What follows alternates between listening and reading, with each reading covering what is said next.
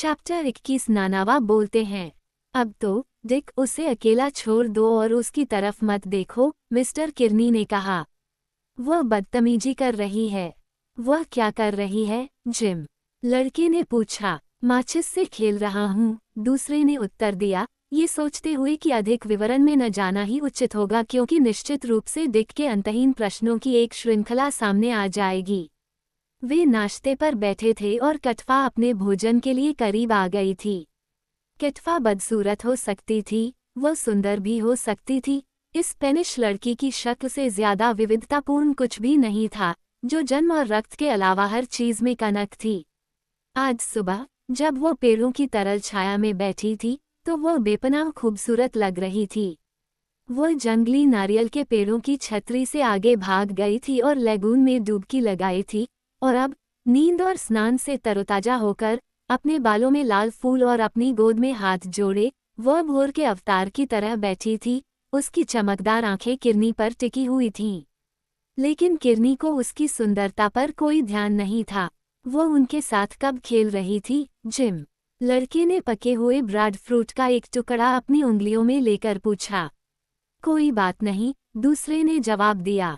अपना नाश्ता करो और वह प्लेट हमें दे दो, मैं उसे बना दूंगा।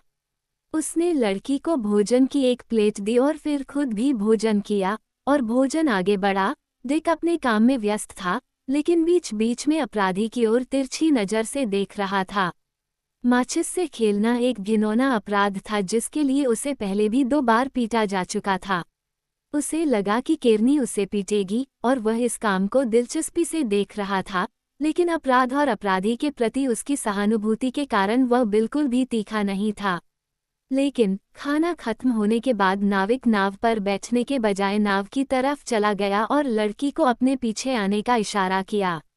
वह नाव में चढ़ गया, नाव की स्कल्स ली और जैसे ही वह उसके पीछे आए, उसने नाव की पिछली सीट पर सावधानी से बैठते हुए नाव को धक्का दे दिया।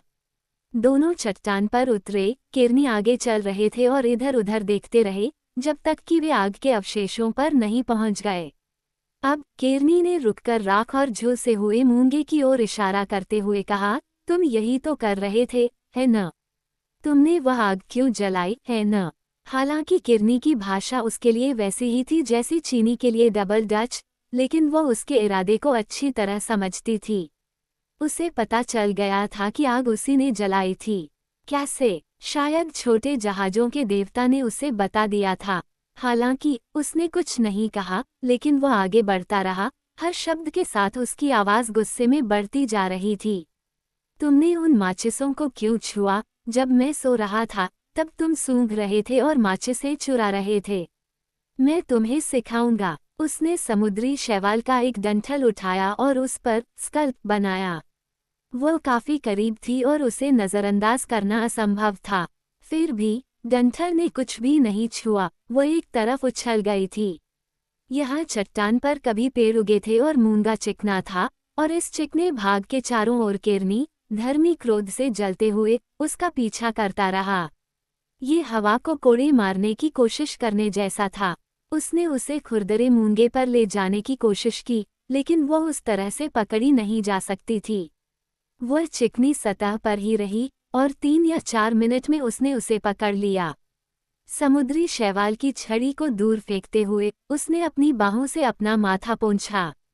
डिक घास से उन्हें देख रहा था और उसे लगा कि वह खुद को बेवकूफ बना रहा था।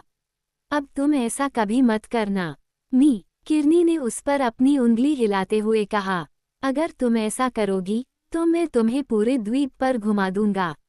उसने इस जबरदस्त धमकी को बल देने के लिए अपना सिर हिलाया और नाव की ओर मुड़ रहा था, तभी उसकी नज़र किसी चीज पर पड़ी। दूर पूर्व की ओर चमकते नीले सागर के पार एक पाल खड़ा था। 1 घंटे पहले ही सन्नाटा टूट चुका था और एक खुशनुमा हवा लहरों को ऊपर उठा रही थी। उत्तरी बहावधारा के पार पड़ा जहाज पूरी रात द्वीप के नजदीक रहा होगा। क्या उसने आग देखी थी? किरनी अपनी आंखों को छिपाते हुए उसे देखता रहा। लेगून से आए एक छपाक ने उसे पलटने पर मजबूर कर दिया।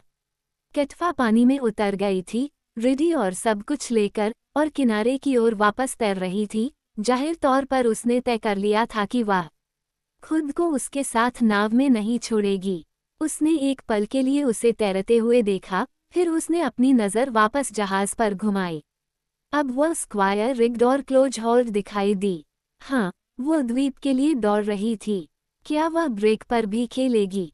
क्या वह वेला थी, चंदन की लकड़ी की व्यापारी थी, या क्या? पीज और स्टीनबर्गर के उन दिनों में प्रशांत महासागर के जल में एक जहाज के लिए कई संभावनाएं थीं, और अगर किर्नी को पता होता कि वो पोत्सोया पर नजर रख रहा है, जिसके कप्तान कोलिन रॉबर्टसन थे, जो न तो भगवान से डरते थे और न ही पोमोट्स से, तो वह इतनी शांति से चट्टान पर इंतजार नहीं करता। नहीं, वो ब्रेक लेने नहीं जा रही थी, बल्कि द्वीप के उत्तर की ओर जाने के लिए जा रही थी। वह विलन नहीं थी, और इस डर से मुक्त होकर वह अपनी पोस्ट पर डटा रहा। जब वह आई, हर पाल खींचता हुआ हवा के दबाव के साथ स्टारबोर्ड की ओर झुका और उसके अगले पैर से झाग फूटता रहा। अब वो उसके बराबर थी, 1/4 मील से भी कम दूरी पर। वो व्यस्त डेक और रेटलिन पर दौड़ता हुआ एक आदमी देख सकता था, और धारीदार शर्ट और पुरानी परिचित भीड़, लाठी और रस्सियों, सफ़ेद रंग के डेक हाउस और पेट के कैनवास पर सूरज को देखकर किर्नी आराम और 100 अच्छे उपहारों को भूल गया जो भगवान ने उसे दिए थे, जिसमें संयम भी शामिल था। हवा में उछला और अपनी बाहें फैलाकर पागलों की तरह चिल्लाया। जवाब तुरंत ही एक धमाकेदार आवाज के साथ आया, जैसे सीगल की चीखें। पतवार पलट गई और पुल, हिलते हुए कैनवास के नीचे झुकते हुए, चट्टान पर मौजूद शापित परित्यक्त व्यक्ति के सामने अपनी पिछली ओर मुड़ गया।